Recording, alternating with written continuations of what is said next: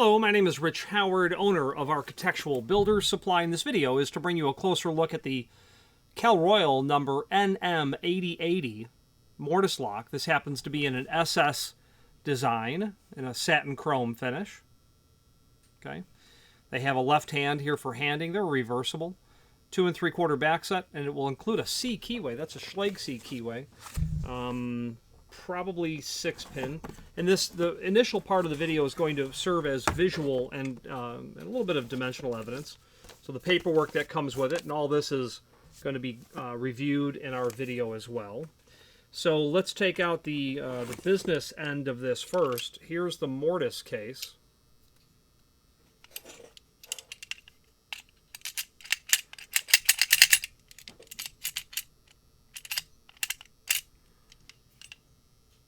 Definitely feels like a nice quality piece of equipment. This is an 80 function, which means that this is a storeroom function. A storeroom function, and that means that the lock is always going to be, the trim will always be rigid on the exterior. The interior, this happens to be a left hand, the interior will be always free egress, even though it's an in-swing door. The outside will always be rigid. You'll always gain entry via the key on the exterior is how you would come in, and that key is just simply going to retract the latch bolt. That is a small area inside of there. My finger is acting as the cam on the mortise cylinder, and that's how you would gain entry. Okay, let's continue on with the material that's in this box. Moving through the box a little bit further, in no particular order, take out the trim and we'll look at all of that.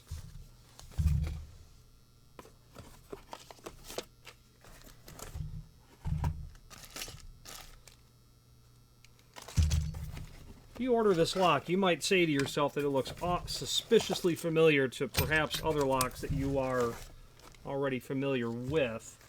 You know, Cal Royal makes a nice quality lock. It's 100% imported from Asia, as far as I know. You know, so is your iPhone. So are many other things.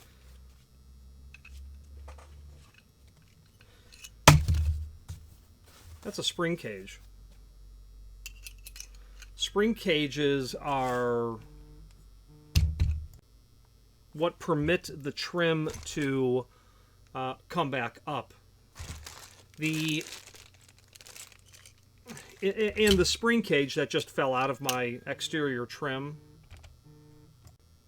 Okay, so the spring cage, as I was saying before I had to pause the video, is what keeps the lever trim up. You rotate your lever trim out, and the spring cage will allow it to return back to horizontal.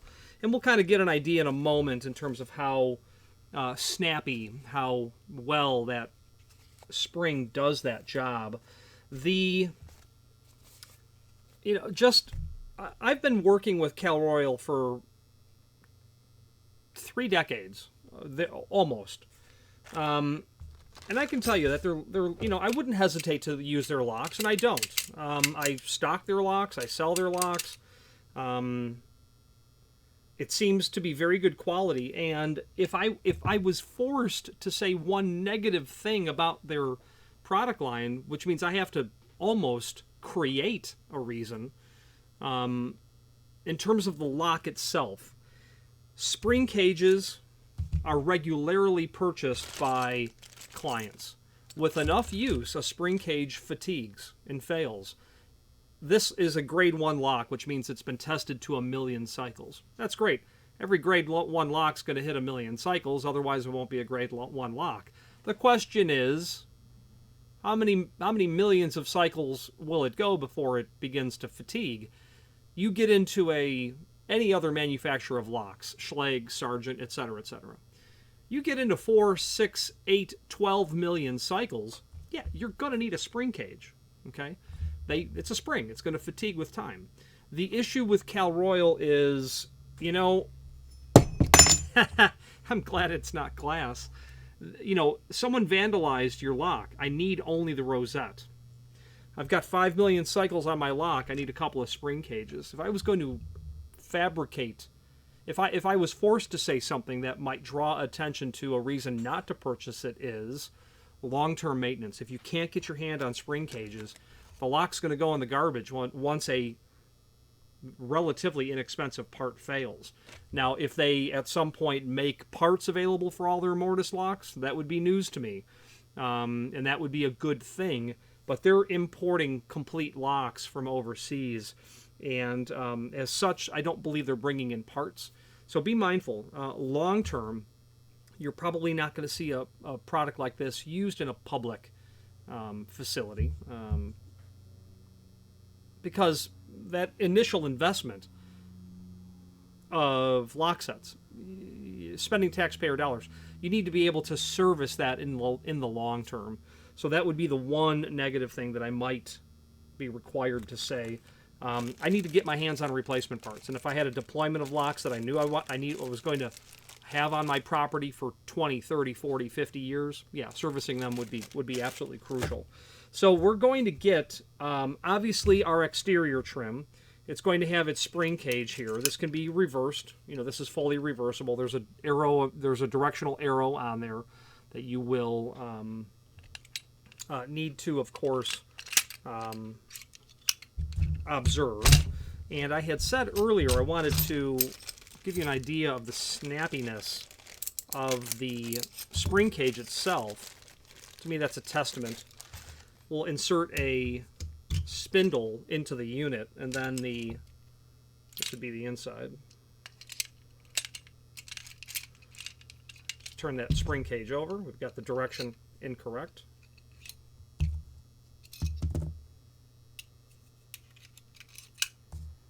Put the spindle back in. We're going to be on the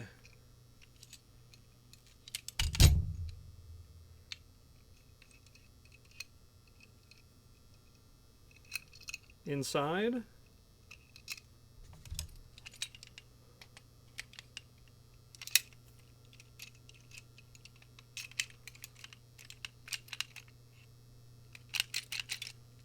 This may be configured as a right-hand reverse.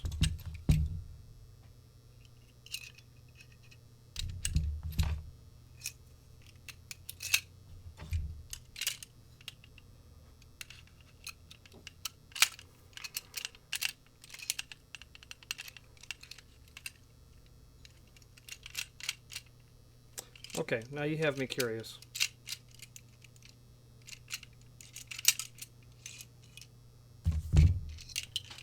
We're not able to get that to rotate either way. Oh, I got it. I apologize. I don't know what I was doing wrong. Clearly something. Yeah, definitely configured as a left hand.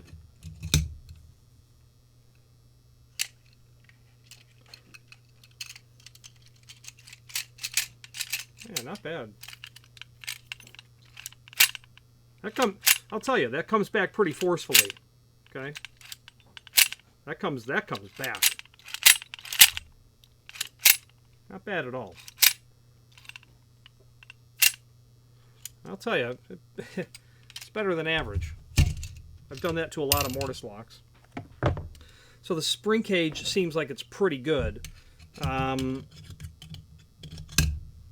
outside of that, what you end up needing to work on or replace when it comes to Mortise locks, you know, a strike plate, that's not going to be hard to source. I'm obviously not a fan of having this universal style strike. I would like to have curved lip strikes with the holes based on the hand and the function. They're obviously not doing that. At the end of the day, you know, if it doesn't bother you, I suppose it doesn't bother me. A dust box is included, so that'll clean that off. But the point is, you know, if you need a strike, we can supply you with a strike. A cylinder, this is just going to be a Mortise cylinder, obviously. This is a 6-pin Schlage C keyway. Being able to come up with a cam, I might be tempted to say that looks like a Falcon cam. I don't know whose cam you could use in lieu of a a Cal Royal cam, but that might I would look at a chart of cams, and Falcon would be the one where I would start. But you can order the cylinder from Cal Royal. That's not going to be a problem getting your hands on a cylinder with the proper cam. Lever trim, I don't know if you're able to purchase trim only from them. We'll get into the catalog in a bit and work to discover whether or not that material is available. In terms of the assembly, there's just simply not a lot of parts here. I've shown you the trim. I've shown you the cylinder and the strike, the spring cages. You're going to need on your interior trim, the spring cage. There are some machine screws. From the inside, they're going to bolt to the exterior trim. Super easy. If you've put in locks by other manufacturers, you're probably going to say, okay, this is the same. You'll get another package that will have your 2 spindles, because one goes on either side. You'll get what's called a spanner wrench, and then the 2 springs. The spanner wrench will allow you to tighten the stem of the rosette down, get the trim tight. The springs are meant to... you'll put the spring down into the trim. The spindle goes over it. That spring is going to be constantly pushing the spindle into the hub of the lock, as seen here.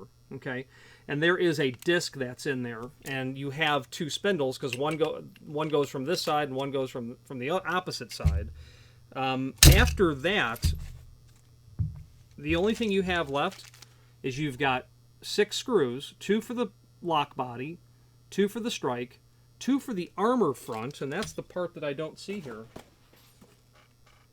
There it is. There's your armor front. Okay. Now the term armor front, you'll see that it's UL listed. The F symbol, if it's an uppercase F, that means that it's positive pressure compliant, providing that I'm not forgetting the upper and lowercase f definitions. I'm pretty sure uppercase F is positive pressure compliant. It's UL listed. It's labeled as well. If you're putting this onto a fire door, you must have visual evidence that it is compliant. The only other thing you get is this set screw, this Allen wrench, and admittedly, it's escaping me what that's used for.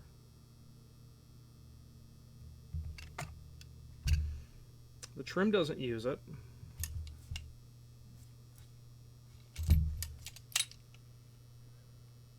Changing the function of the lock, changing the hand of the lock, maybe where this is used, but I'm not sure. I would imagine you can change the hand of the lock without removing the... Oh yeah, that's how you do it. Okay, that's it. That set screw is going to be used here. If you need to pull that latch bolt out and turn it over, you'll use, not set screw, you'll use the Allen wrench to control that set screw to rehand the lock. This client is doing it's a left hand. When we get to the installation instructions, we can probe into how to change the hand of this lock. That would be no problem at all. But other than that, you'll get this spring collar, this cylinder collar for your Mortise cylinder. There's nothing else. You know, these locks, you know, they're amazing in the sense that they're grade 1. Mortise locks in general, grade 1, the heaviest duty that our industry defines, and they're super easy to install. And at the end of the day, if you have function holes that are drilled accurately, you're going to find these to be simple to put in, like 5 minutes and you're done. And they work perfectly and will for decades, is the bottom line. Okay, so I'm going to move these parts aside, and we are going to take a look at all of the supporting documentation that goes along with this lock, and that will all be links to down below. One thing before I do that, the term armor front is a term used, this plate here, okay? If you were to look at catalogs from hardware manufacturers from the last part of the 19th century, we're talking 1885, you're going to find Mortise locks that have a solid, like a 1/4-inch thick piece of metal on the outside of the Mortise case. So this was the finished end of the Mortise case, and it was extremely thick. The problem with that design is that you have access to the screws to hold the lock in and the screw to hold the cylinder in. Okay, so when you tighten that screw and you thread your cylinder and then tighten that screw, the cylinder's not going to spin out. If I had a design of lock that did not feature an armor front, I could most certainly probe the edge of that lock, and I could probably, with a specialized tool, loosen that set screw to the point where I could unthread the cylinder, come in with my finger like I demonstrated earlier, and no one knows I did it. Okay. At some point, those catalogs, Yale, Corbin, late 19th century catalogs, they did feature those original design of mortise locks, and probably into the 20th century. But at the same time, and I don't recall, it may have been Corbin, they offered a design with an armor front. It's just a piece of metal. So what this piece of metal does is it covers up those holes that could otherwise be probed. So that's the purpose of an armor front. Not only the purpose, but that's the reason that that's the purpose, that's the reason it's there. Because mortise locks were made at one point that didn't feature these. And it was, I would imagine it was an adoption to correcting a shortcoming in the initial design of mortise cases, is the bottom line. Let's continue on and look at some supporting documents for this lock. Okay, now here's the item that we're looking at, and the supporting documentation by the time you're seeing this video will be added here. And we have an exploded view, we have installation instructions, instructions on how to reverse the lock, and then a template. So let's start with the easier documents first. So the exploded view, this basically is everything we've just gone over. What's important to really note about this is the one piece I didn't show you was the bushing. That bushing is most certainly included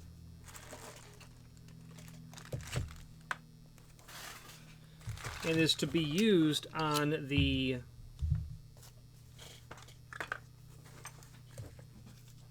exterior trim as shown.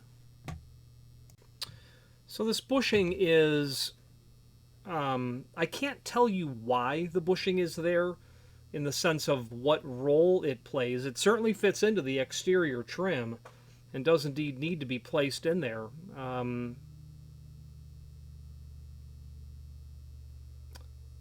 They very likely found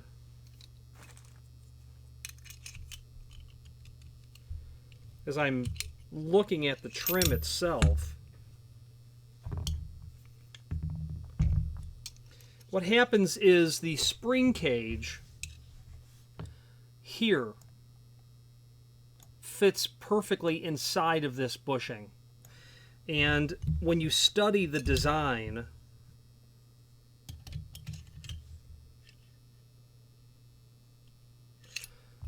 if you were to not include the bushing, the lock would still work, but the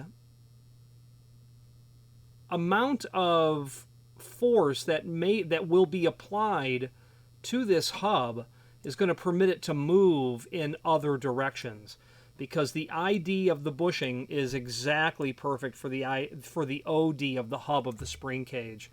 So I'm going to say that it has everything to do with the preservation and long-term health of the hub of the spring cage.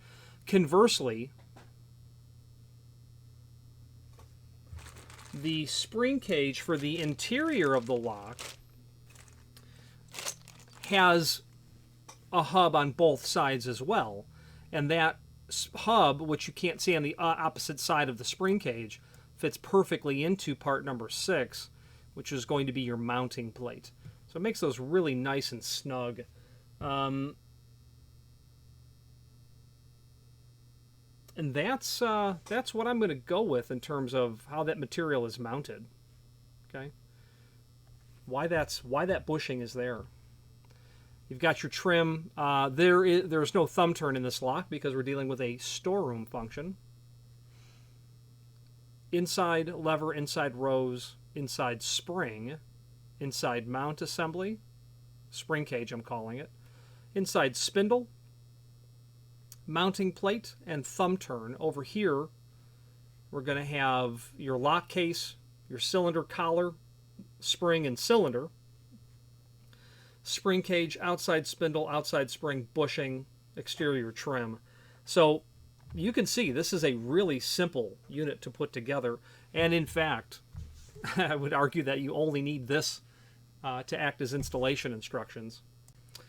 Okay, so let's move on to the how to reverse. Actually, we'll hold this and we'll do it together at the end. Yeah, I'm familiar with how these work. There's another a major manufacturer who reverses their hands this way as well. So what they're showing here, and I'll give you a brief overview.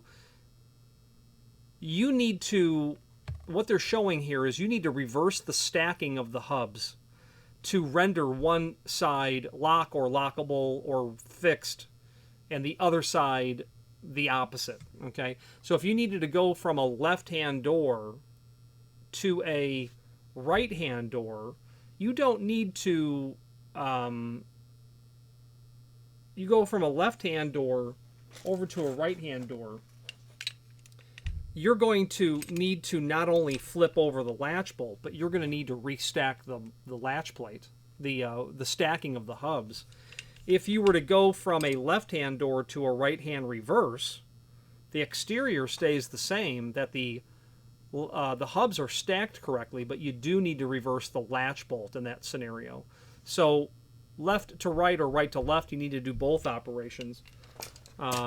Left to right reverse or right to left reverse, left-hand reverse, or the opposite, you need to do only the turning over the latch bolt. We'll demonstrate that on camera. So we have installation instructions, and let's dive into that. It looks like half of this document is dedicated to the template as well, and we're going to go over that. The reason that makes me laugh is because it ties into the concept that a very simple lock. You got a 4-page document, and 2 of those 4 pages are the template. Okay, so we're going to do the installation instructions, the template last, but the installation instructions, assuming you have all the holes drilled and they're drilled correctly and accurately. That lock case is going to go in the door first. They don't say it, but it does.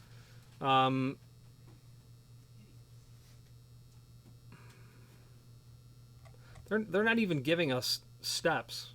They're just showing how these, how the parts go together. So if I was going to do this in steps, I would install the lock case first. I like to leave those screws loose about a half a turn. It allows a small amount of movement of the lock case to get the exterior cylinder in, to get the exterior trim in. Okay, that's your spring.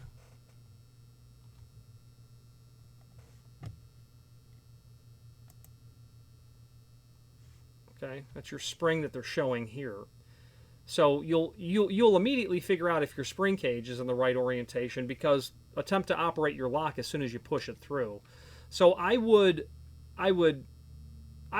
personally put the cylinder in first. I would get that threaded in. I wouldn't tighten it down just yet. I would get it threaded to the lock case. My cylinder collar, my spring, my cylinder. I'd get that in there. Get it started. Get it, 3 or 4 turns turned in.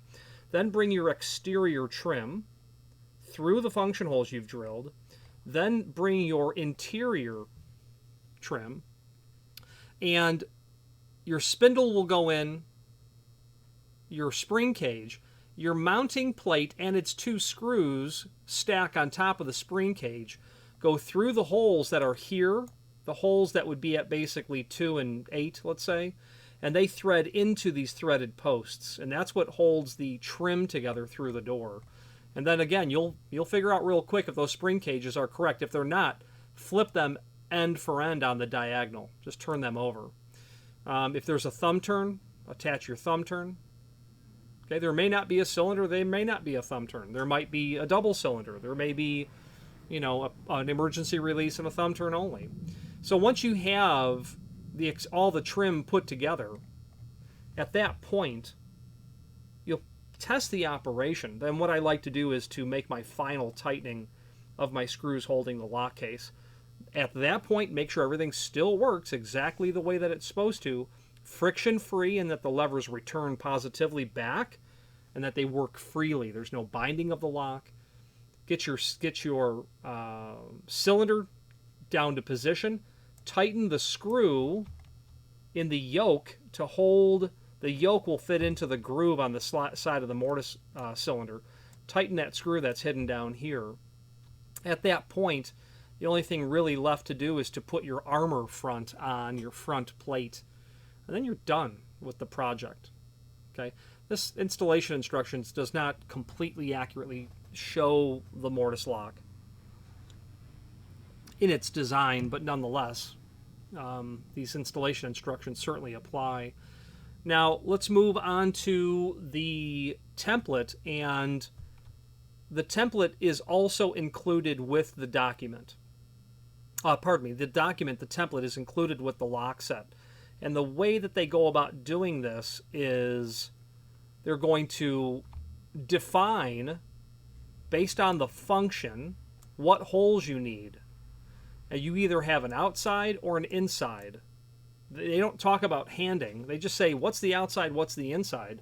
I suppose it might be easier for people to understand outside and inside when it comes to locks, because the outside would be typically locked and the inside would be typically unlocked. But be mindful, you're going to be, needing to determine that. Let's switch over to the template and give it a go. This template is specifically for the 80 function. So what's happened here, a lot of the data has been stripped because it's not appropriate. And then we'll hop back to talking about these other holes. Okay, so let's take a stare at this template. So there's really no discussion in terms of how to go about prepping the pocket in the edge of the door. And I'll have a video at some point in the relative near future, demonstrating how that's done. We have, a mortise pocket this is also known as a government 86, a G86, where it's 8-inch tall. It's 1.25 inches wide. Okay. And then a particular depth, and you're going to find that the 4.25 inch depth is going to be pretty universal to make, mortise locks fit. You're going to want to refer to your actual lock template to confirm that that's going to be the case, but nonetheless, that's what Cal Royal's calling out for. So your pocket is going to be 4.25 deep, which they're not telling us exactly, but we can assume that it's 4.25 deep. They're showing us, here it is. Okay, they are. So 4.5 inch deep is what they want. 6 5/8 is to be the height of this case, and then it's 1 inch wide. Now, there are tools that are used to doing this, to make that pocket. I've done it with a 1 inch fly bit, which is an awful mess, but you can do it. I've done it successfully. And then there are better tools for doing it as well. There are Porter Cable manufactures a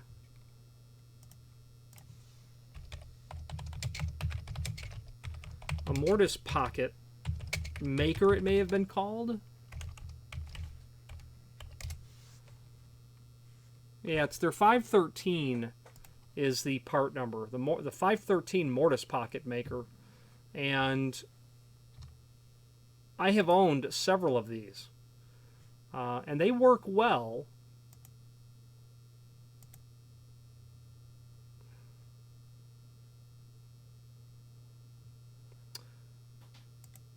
Well, those images don't seem to load. They work very well, this 513 Mortise Pocket Maker. And what happens is the carriage rides up and down on these shafts through these raceways, up and down as you crank the handle clockwise. Okay, so you engage the carriage to work its way into the door via the handle here. And as you crank that clockwise, it will go in whatever the depth is, you know, a 1/4 inch per half turn, whatever it is. And it will race up and down. You set the overall height of the unit. You then can find the center line, and you can make very good mortise pockets. And I've owned lots of these. I have found that I prefer the older tools, you know, like pre-2000 era tools or pre-1995 era tools to the recent material. I just find that the carriage seizes, and you'll want to be really careful if you're going to core out a fire-rated door, meaning you're under label service and you're going to do that. You'll want to have a shop back there to collect that material, because that mineral core will get in these raceways, and it's going to cause havoc on the tool. But this is the next step up, and you can see that they're not inexpensive. But if you do mortise pockets, I assure you that this will pay itself off. It'll pay itself off in the first weekend, in my opinion. So that would be a great tool. And then you're going to use a bit in there that's 1 inch diameter, and it's going to give you the right 1 inch diameter and the right radius, top and bottom. So now your pocket's done. Okay, so there are 3 things that you need to do. You need to create the pocket. You need to then create your 1 1/4 by 8 inch plate that is going to be, well, they show 3/16 deep, and I don't have any reason to question that. They make a 5/17 tool. Yeah, here it is. So the 5/17 tool, I've owned likely dozens of these, and you can set this template up to give you the right size that you require for the 8 inch length and the depth. To, you know, you're going to use a 1/2 inch router, a 1/2 inch diameter 2-flute carbide router bit. You're going to set your template up, and you're just going to rock and roll back and forth. And now you're going to have your second step done, which is your rectangular cutout. The last thing to do is to make your, other than the strike plate, of course, is to make your function holes. Okay, this is a storeroom lock. This is an 80 function, so they're only showing us what we need. So on the outside of the door, we know that we're going to need our spindle, our 2 post holes, and our cylinder. On the inside of the door, we know we're only going to need our spindle hole and our 2 post holes. That's all that we're going to need on this. So very simple and straightforward. The Porter cable material is very good. Back to this material.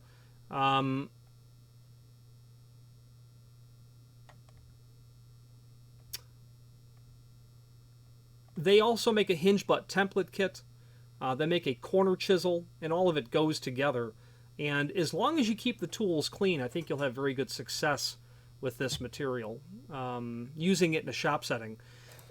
After having tools like this, or like your 513 tool, the next step really is to have a CNC router, which is an entirely different conversation altogether.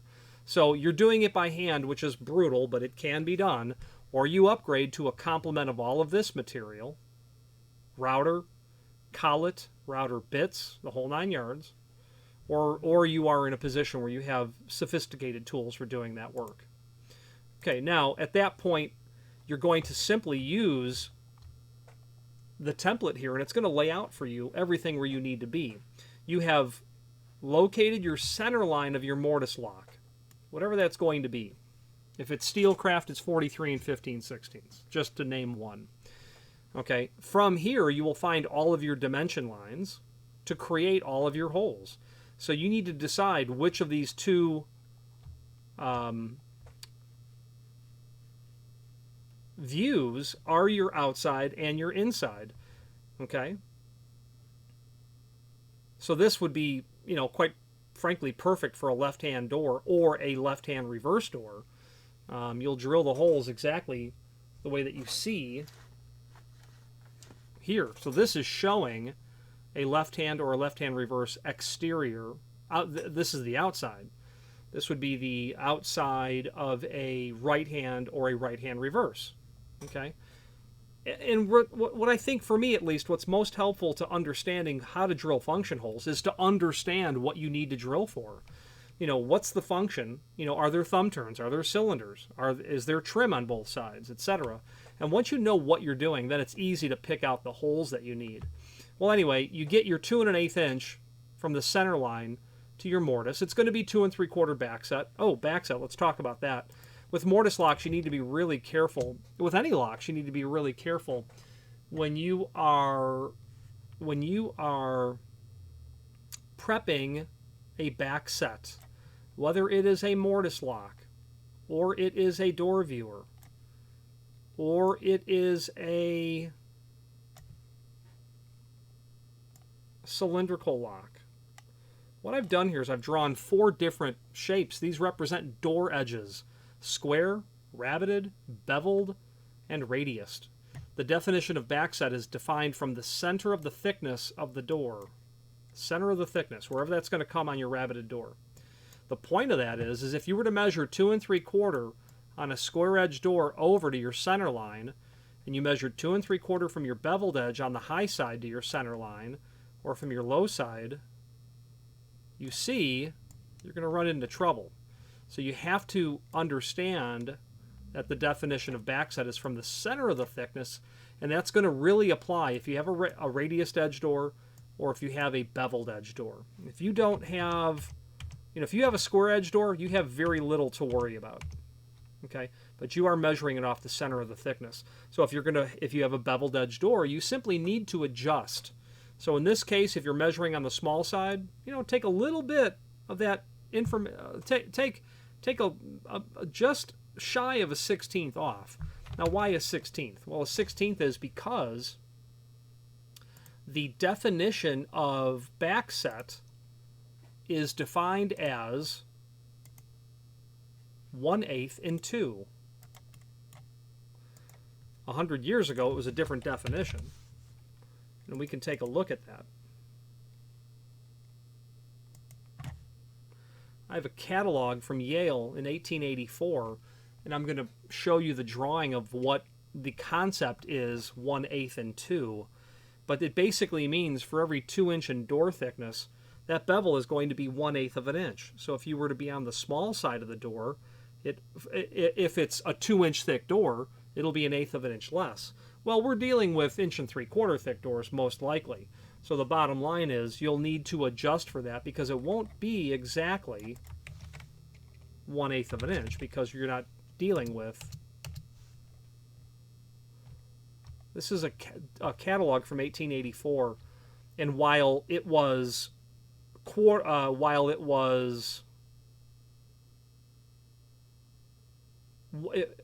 defined as 1/8 in 2, you get the concept. They have this illustrated at 1/4 for every in 2 1/4. So that's a pretty heavy bevel, and they don't need to be that much. But the point is you can see from the way that they've very elegantly the way they drew this is how that is going to be defined. So you're going to be right here 1 3/4, and your bevel is going to come right there. So now you can graphically understand what needs to happen. Another tool, since we're talking about bevel, Porter Cable makes a really nice planer, or they did, that I'm sure that they do because I own it.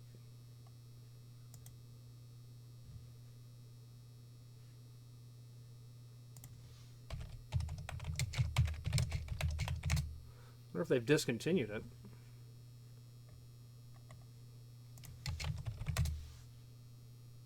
Yeah, the 126. The Porter Cable 126. That's the tool I'm talking about. I doubt they've discontinued it. 126. Portaplane, they may call it. Oh, well, it ain't in the Porter Cable. It's not in the Porter Cable website. But the 126, I've owned a handful of those. And it's a really nice tool for prepping doors.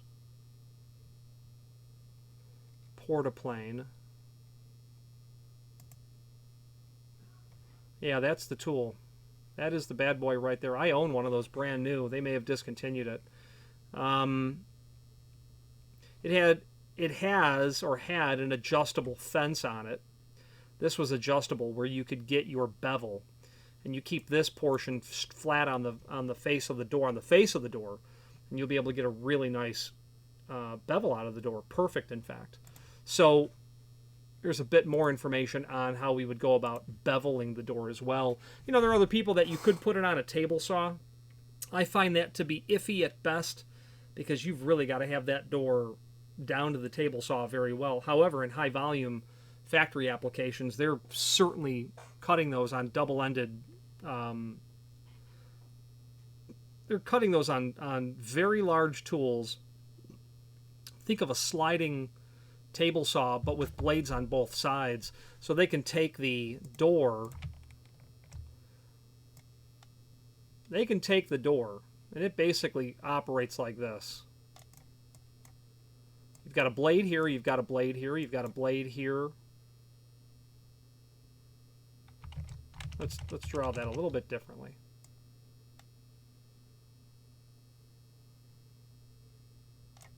This is the path of the door. You've got a blade here, a blade here, a blade here, and a blade here. The door is fed in this way. As you push it through, it's going to encounter the blades here and here. It's going to come all the way here. The door is going to end up over here. You're then going to push it this way, and it's going to trim everything. And you have all four of those blades set so that it's correct. But that's how factories will... I've seen factories do it this way, which is a pretty cool, full way to do that. So, talking about the function holes, you have to get the back set correct. This is 2 3/4 back set. You'll find it to be maddening if you're off. If you're off a 1/16th, that's not the end of the world. If you're off an 1/8 of an inch, the day just got dreadful because it's just going to double the amount of time it takes to get this installed.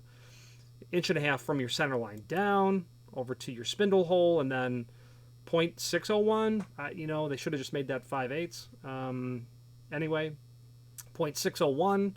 Having a caliper is always very, very handy to have. I think it's a mandatory tool in a wood shop. Now, what you'll notice is there's a 3/8 of an inch relocation of your center line for a mortise lock. And in short, the reason they do that is because you have a frame, back to Steelcraft. A 7-foot is going to be 43 11/16 from the underside of the header to the center line of the strike. That Mortise Pocket, if you recall, is 43 15/16. Well, that's a 1/4 inch difference.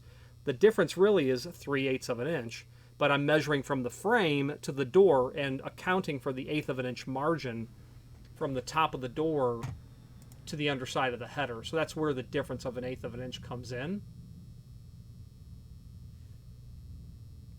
Now, the reason that they do that is because they physically need to fit the latch and the deadbolt into the strike in a standard location of a hollow metal frame. With a cylindrical lock, you have only one latch.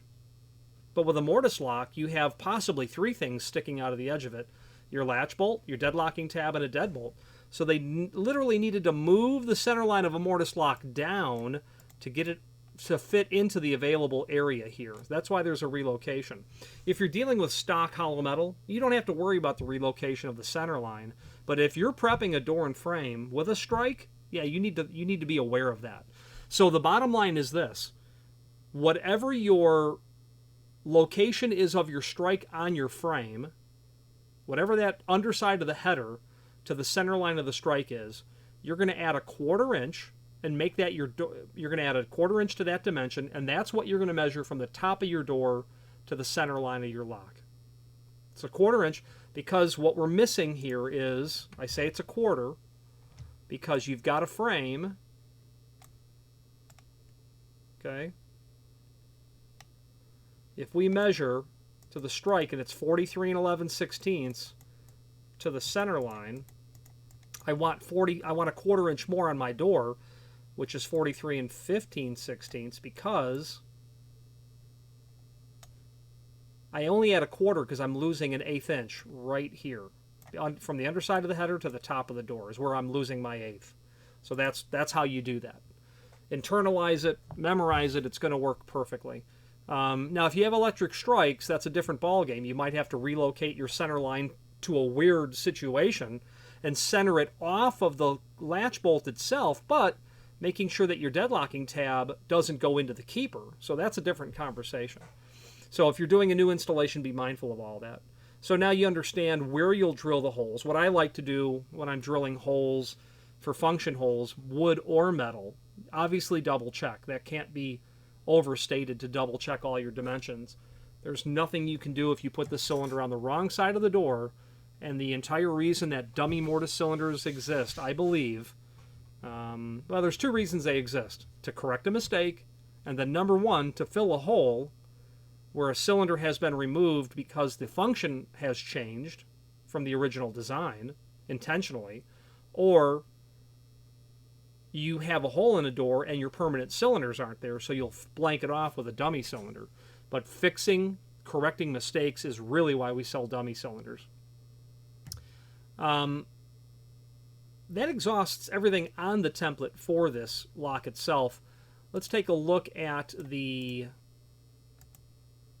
master instructions. Now this shows everything related possibly to the mortise lock. You're going to have potentially a cylinder, a thumb turn, a spindle, and your through bolt post holes. You won't have more than that to do on this lock. You then need to find your function.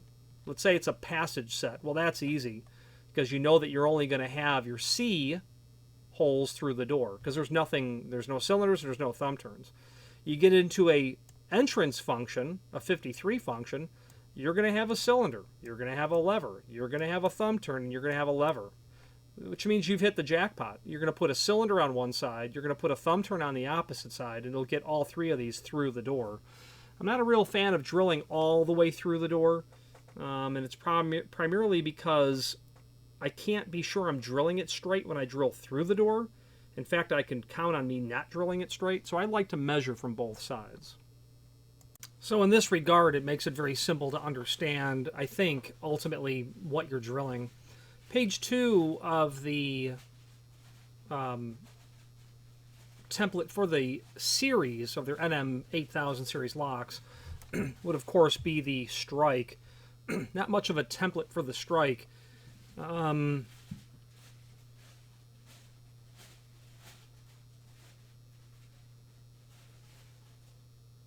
Although I suppose everything you need is here, actually. 1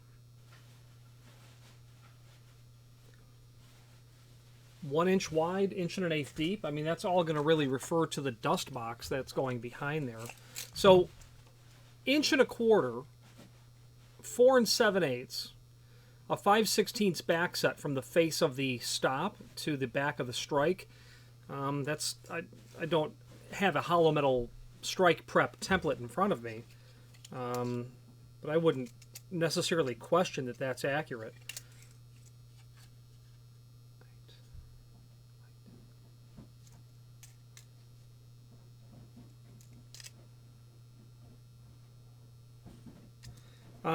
With the dust box available to me, 1 inch wide, 1.1 inch deep, height 1 5/8. I'm not sure what they're referring to when they say.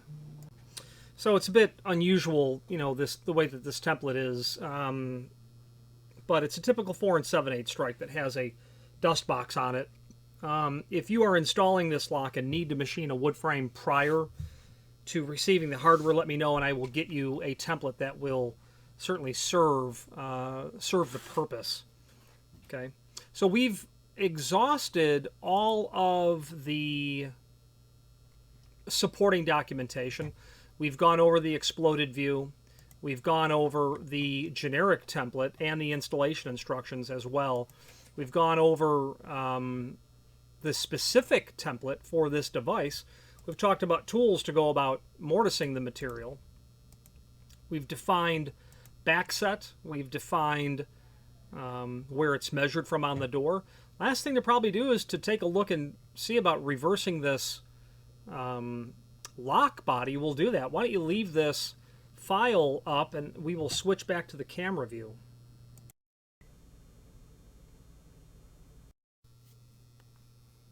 Okay, now the reversing process is fairly simple and straightforward.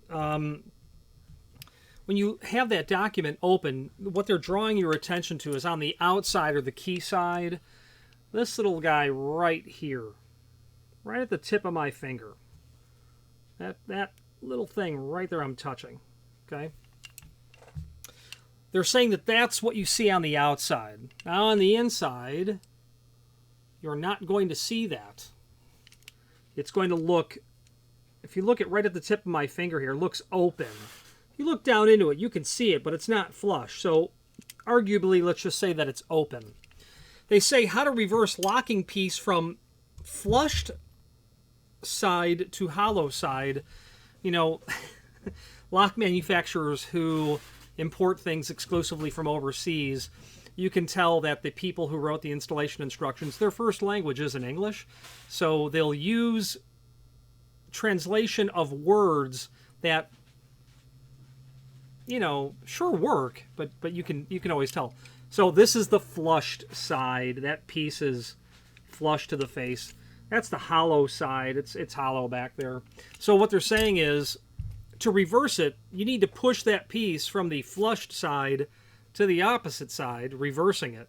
Use a tool, preferably a flat head screwdriver that will fit into the locking piece slot. Push the locking piece down. We're literally going to do that. My screwdriver is just going to push on there. It went down. Okay, that side is now hollow. That side is now flush. Now we know that this was a left hand. We demonstrated earlier that the outside was always locked and the inside was always unlocked. What I've just done is I've just changed it to a right hand reverse. This will be the locked side. Okay. It went from a left hand to a right hand reverse. This should be rigid.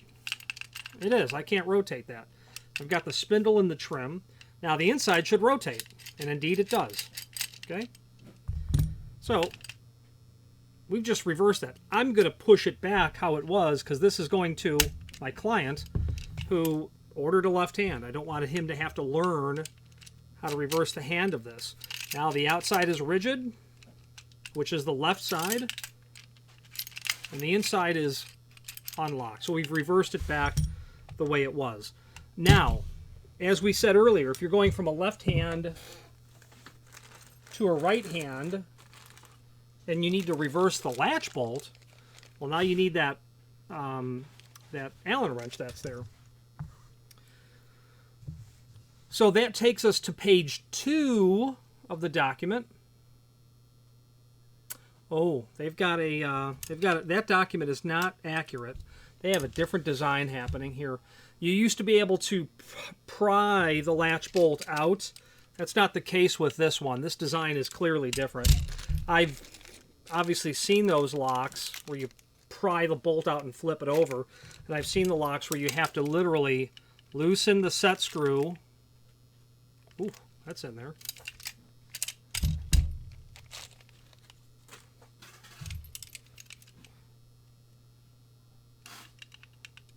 Okay. I'm going to loosen that. I'm going to hold, I've got my finger on it. I don't want it to move on me at all. I'm not going to take it all the way out. I just have it backed out. I want to be able to... Okay, might need to take it out some more.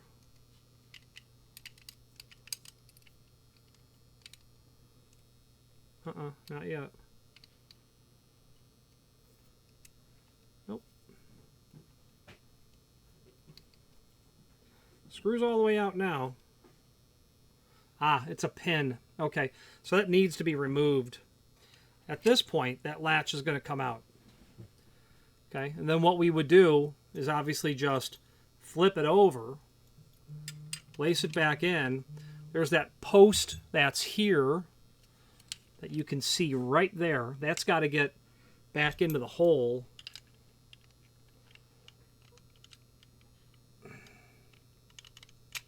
Okay, got that in there. I didn't reverse it. Turn it around.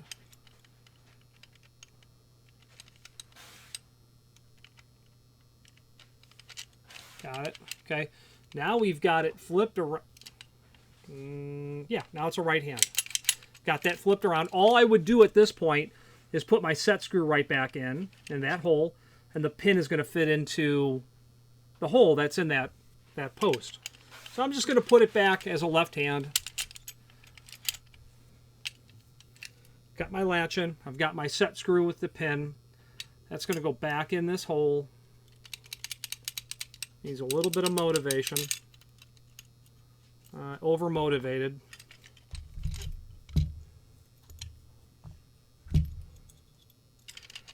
Excess motivation. Got it in there. Set screw with the pin goes in. Now I can tell that it's seated. Obviously going to tighten it up. That'll finish off how to reverse this. It does help to, have some experience with mortise locks when you're doing it, but like anything else with hardware, the first time that you do it, it takes an hour to do it, and you learn how it works, and from there on after, you literally qualify as expert level in my experience. So what's the most important thing to do? Make sure it works. This is the inside. It should be unlocked. It is. It's a left-hand lock case. That door is going to swing like this. The outside should be rigid. It is. So we're in good shape. So let's put back the way it was. Real happy with that. Nice quality lock. I'll tell you, it feels heavy. I've held a lot of mortise cassette cases, and this is missing parts. This isn't an entrance function. There's no deadbolt. There's a lot of parts in here that aren't otherwise around. It feels heavy. It feels heavy. Is that good? I don't know. Is a cast iron door closer better because it's heavier than an aluminum door closer? I don't know. Some would say that they are. Some would say that they aren't. And those that are subconscious about it are thinking, oh, heavier is better. Maybe they are. I could think of how they wouldn't be. Added door weight and whatnot. But the concept with a mortise cassette tells me that the material may be thicker. The case that it's made from, the supporting componentry inside. And why are mortise locks such great locks? Well, I'm going to assert that they are great locks. And why are they capable of so many functions? So why are they great? Well, they're great because it's a big piece of hardware. What would you rather have on your door, a mortise lock or a cylindrical lock? The concept is a mortise lock because in all of that huge chunk of hardware, you have more items that you have to overcome to break the door in. Okay, it's a big, heavy case that is going to be certainly more durable.